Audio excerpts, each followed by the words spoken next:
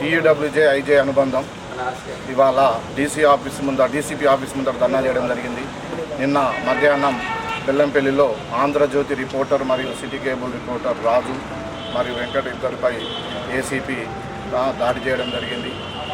మీకు dress code ఉందా, నువ్వు విలేకరి నాకు ఎలా తెలవడం అని చెప్పి దురుసుగా ప్రవర్తించడం జరిగింది. అందులో భాగంగా నిన్ననే మన జర్నలిస్టులు అందరూ అక్కడ నిన్న ధర్నా చేయడం జరిగింది. ఇక్కడ ఈరోజు మంచిర్యాల డీసీపీ ఆఫీస్ ముందు ధర్నా చేయడం జరుగుతుంది. దానికి సానుకూలంగా డీసీపీ గారు కూడా స్పందించారు.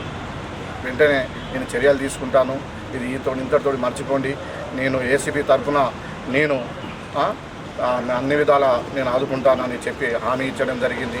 ఇంకోసారి ఇలాంటి పొరపాట్లు జరగడం చేయకుండా చేస్తామని విలేకరులు పూర్తి హామీ ఇవ్వడం జరిగింది. కాబట్టి ఈ విషయాన్ని జర్నలిస్టులందరూ గుర్తుపెట్టుకోవాల్సిందిగా కోరుచున్నాను.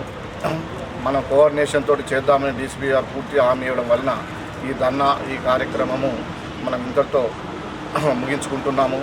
అదేవిధంగా భవిష్యత్తులో కూడా ఇలాంటి విషయాలు జరగకుండా చూస్తామని హామీ ఇచ్చినందుకు, మరియు రేపు ఇలాంటి దాడులు జరిగితే మనం కూడా పెద్ద ఎత్తున ఆందోళన చేయడానికి కూడా వెనకాడేది లేదు అని చెప్పి మన జర్నలిస్టుల మిత్రులకు అందరికీ నేను మనవి చేసుకుంటున్నాను.